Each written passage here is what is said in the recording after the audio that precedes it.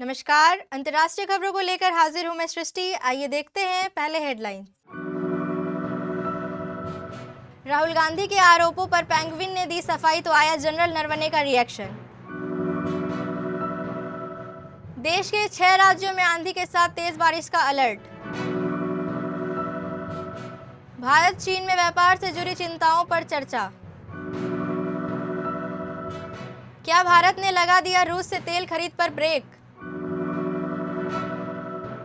America ने हमें toilet paper की तरह इस्तेमाल किया, पाकिस्तान के रक्षा मंत्री का संसद में कबूलनामा। ईरान के साथ डील पर चल रही बातचीत के बीच ट्रंप ने दे दी नई चेतावनी। अमेरिका ने आर्मेनिया के साथ किया परमाणु समझौता। इनकम टैक्स के नए नियम, कहां पैन होगा जरूरी। कुंभ की वायरल गर्ल मोनालिसा पहुंची प्रयागराज। क्या T20 वर्ल्ड कप में भारत पाकिस्तान खिलाड़ियों में होगा हैंडशेक। 4 स्टार्स ऑफ डेस्टिनी किताब पर विवाद बढ़ता ही जा रहा है। राहुल गांधी ने जब से संसद में इस किताब का जिक्र किया तब से कई बड़े बयान सामने आ चुके हैं। किताब की पब्लिशर कंपनी पेंगुइन पब्लिकेशन ने हाल में ही बयान जारी कर सफाई दी थी कि यह किताब अभी नहीं छपी है। इसके बाद किताब के लेखक पूर्व आर्मी चीफ M.M. नरवणे का बयान भी सामने आ गया है। M.M. नरवणे ने अपने सोशल मीडिया अकाउंट एक्स पर पोस्ट किया है। उन्होंने पेंगुइन पब्लिकेशन के ट्वीट को पोस्ट करते हुए लिखा, पुस्तक की वर्तमान स्थिति यही है। हालांकि नरवणे ने इस मामले और किताब पर इससे ज्यादा कुछ नहीं कहा। यह नरवणे का पहला रिएक्शन है।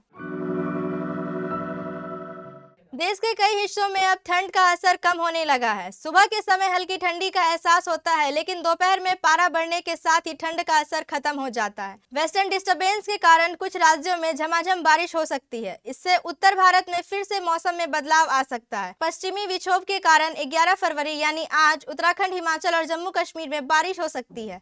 इसके साथ ही तापमान भी गिर सकता है। वहीं बर्फबारी की आशंका भी जताई जा रही है। मौसम विभाग के अनुसार 13 से 17 फरवरी तक पश्चिमी विक्षोभ उत्तर भारत को प्रभावित करेंगे। जम्मू कश्मीर, लद्दाख, हिमाचल प्रदेश और उत्तराखंड समेत 6 राज्यों में बारिश और बर्फबारी हो सकती है। इस दौरान आंधी तूफान और बिजली गिरने के साथ 30 से 40 किलोमीटर प्रति घंटे की हवाएं भी चल सकती हैं। पंजाब, हरियाणा और चंडीगढ़ में भी बारिश के साथ तेज आंधी और बिजली गिरने की आशंका जताई गई है। भारत और चीन ने व्यापार से जुड़ी चिंताओं को दूर करने के तरीके पर चर्चा की और रिश्तों में समग्र प्रगति के लिए सीमावर्ती इलाकों में शांति बनाए रखने की अहमियत पर जोर दिया। विदेश सचिव विक्रम मिस्री और उनके चीनी समकक्ष मा झाउक्सो ने आपसी बातचीत में मुख्य रूप से द्विपक्षीय संबंधों को स्थिर करने और उन्हें फिर से बनाने के लिए उठाए गए कदमों पर ध्यान केंद्रित किया, जो पूर्वी लद्दाख में लगभग 4 वर्षों से चल रहे सैन्य गतिरोध के कारण तनावपूर्ण हो गए थे। उन्होंने द्विपक्षीय व्यापार से जुड़े मुद्दों और चिंताओं को दूर करने के लिए राजनीतिक व रणनीतिक तौर पर आगे बढ़ने की जरूरत सहित अपने नेताओं द्वारा दिए गए मार्गदर्शन को अमल में लाने की प्रतिबद्धता दोहराई। उन्होंने कई क्षेत्रीय और अंतर्राष्ट्रीय मुद्दों पर भी चर्चा की। अमेरिका के व्यापार प्रतिनिधि जेमिसन ग्रियर ने दावा किया है कि भारत ने रूसी तेल और ऊर्जा उत्पादों की खरीद कम करना शुरू कर दिया है। उनका कहना है कि भारत अब अमेरिकी ऊर्जा और अन्य स्रोतों से ऊर्जा खरीद को दोबारा बढ़ा रहा है। जब उनसे पूछा गया कि क्या भारत वास्तव में रूसी तेल से दूरी बना रहा है और क्या वह अगले 5 वर्षों में अमेरिका से ऊर्जा, विमान और तकनीकी सहित $500 अरब तक की खरीद के लिए प्रतिबद्ध है, तो ग्रियर ने कहा कि इसका संक्षिप्त जवाब हाँ है। USTR प्रमुख के मुताबिक भारत पहले ही रूसी ऊर्जा उत्पादों की खरीद को धीरे धीरे कम कर रहा है और अमेरिकी ऊर्जा के साथ साथ अन्य देशों से भी आपूर्ति बढ़ा रहा है। उन्होंने बताया कि इस संदर्भ में भारत से वेनेजुएला के तेल को लेकर भी बातचीत की गई है। को खारिज करते हुए रक्षा मंत्री ने कहा कि अफगान युद्धों में पाकिस्तान की भागीदारी इस्लाम की रक्षा के लिए नहीं थी। उन्होंने खुलकर स्वीकार किया कि पाकिस्तानियों को जिहाद के नाम पर लड़ने और मरने भेजा गया, जो एक गलत फैसला था। अमेरिकी राष्ट्रपति डोनाल्ड ट्रंप ने एक टीवी चैनल को दिए इंटरव्यू में ईरान के साथ डील को लेकर चल रही बातचीत पर प्रतिक्रिया दी है।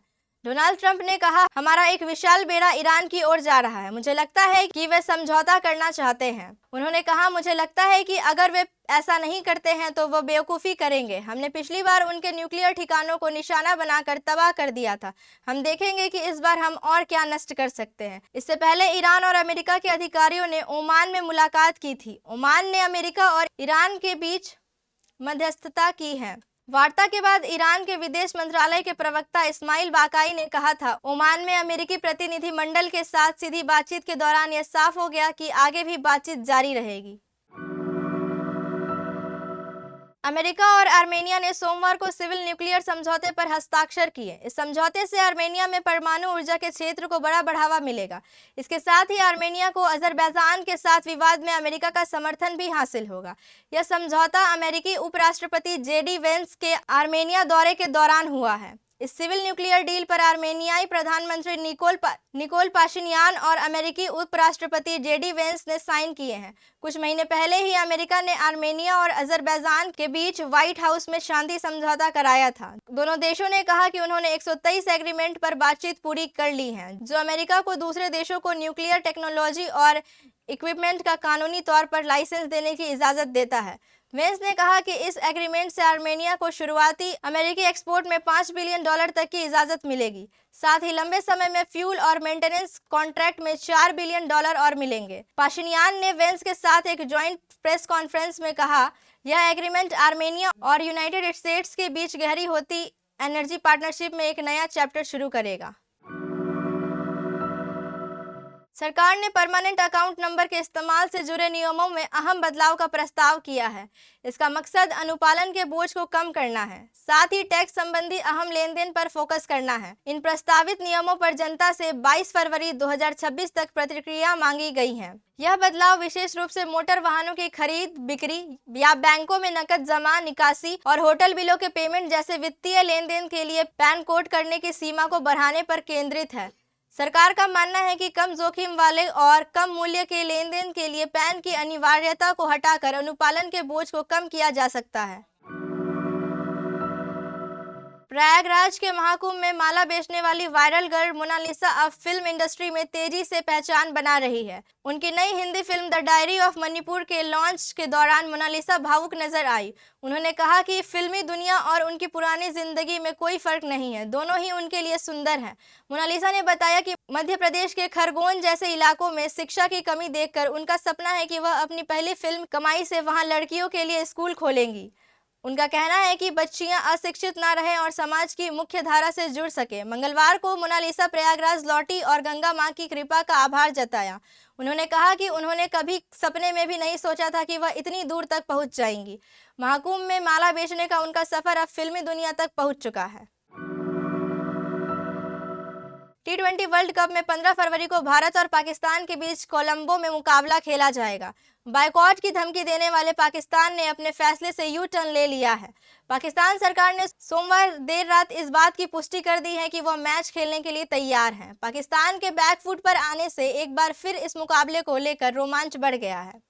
इसी बीच चर्चा तेज हो गई है कि क्या मैच के दौरान दोनों देशों के खिलाड़ी एक दूसरे से हाथ मिलाएंगे या नहीं। दरअसल आईसीसी के साथ बैठक में पाकिस्तान ने भारत के साथ मैच खेलने के लिए एक शर्त ये भी रखी थी कि भारतीय खिलाड़ी हैंडशेक करें। बता दें कि अप्रैल 2025 में हुए पहलगाम आतंकी हमले के बाद से भारत और पाकिस्तान के खिलाड़ी एक दूसरे से हाथ नहीं मिला रहे हैं। अब जब कई दिनों की तनातनी बैक चैनल बातचीत और राजनीतिक ड्रामे के बाद पाकिस्तान 2026 T20 वर्ल्ड कप में भारत के खिलाफ खेलने को तैयार हो गया है।